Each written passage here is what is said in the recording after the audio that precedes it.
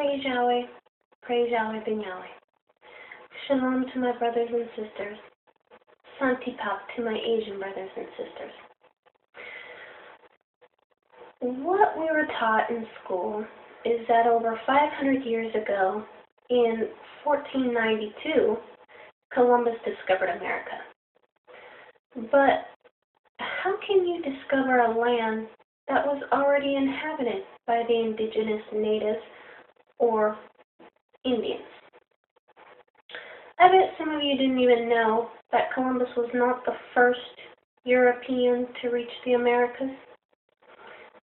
5 centuries earlier, Leif Erikson of the Norse expedition, the Vikings, founded Vinland, Vinland. Short-lived, but still, Columbus did not discover Americas. Indigenous people of Asian origin have inhabited what is now the United States for many thousands of years.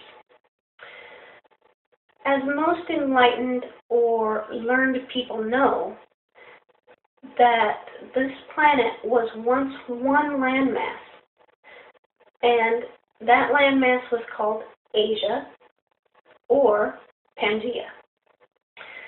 Now, due to disease and warfare that accompanied these Europeans, contacts served to greatly reduce the native or indigenous population.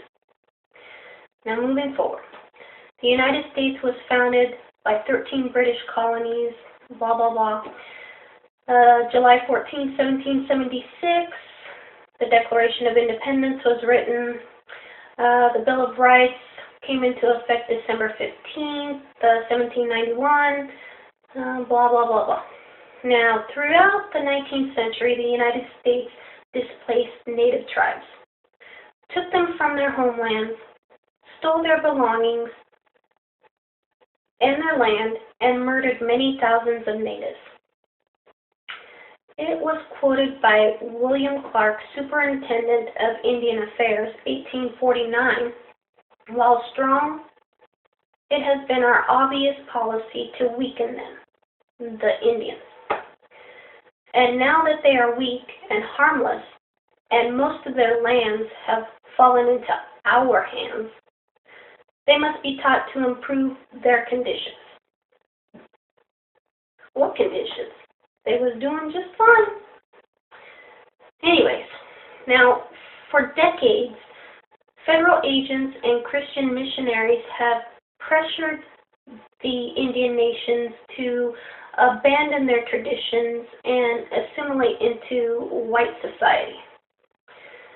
Now, assimilate means to take in and to incorporate as one's own, to convert, to bring into conformity, to make like, to become, or be like.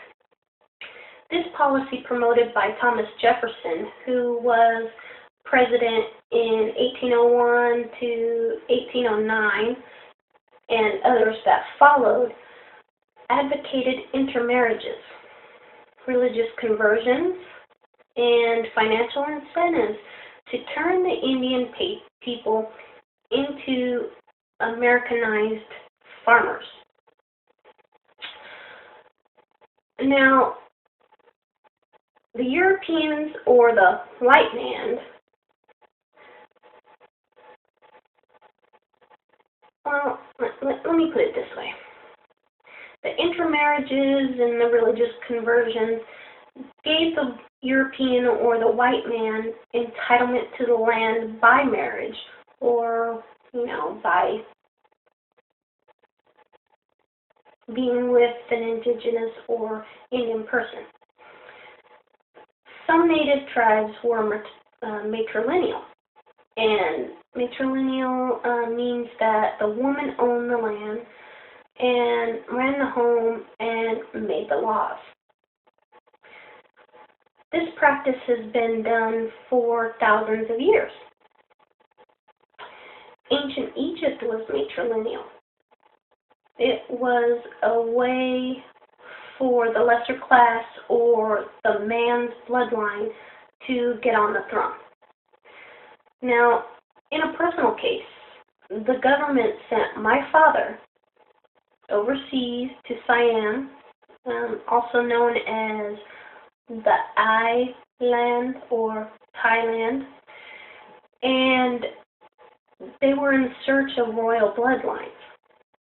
He found my mother, who's a descendant of the King of Laos, Kham, in the 1800s, and he was expelled to Thailand. And we are also direct descendants of King Jayavarman the Seventh, and that was the king that built most of Angkor Wat. So therefore, we are Khmer and Thai. Now, my father, who can pass as a white man, because he came from the womb of a white woman, and so he's considered white. Though his father was Indian, he was black and also white too. So he called me when I was born Paula, and Paula means little, and our last name is Hawk, so they call me Princess Little Hawk. When I was born, the U.S. government took me away from my parents, or actually my dad gave me away, and they placed me into a secret program called Solar One out of George Air Force Base in California. And you can look up George Air Force Base, which is now closed, but they have an underground base there. So once I was a teenager, we moved up further up on the West Coast, and they continued to monitor me out of McCord military base. You can find out where McCord is. But if you want to get a little more information about me, you need to watch the movie Soldier, and you'll further understand and get an idea of what I went through.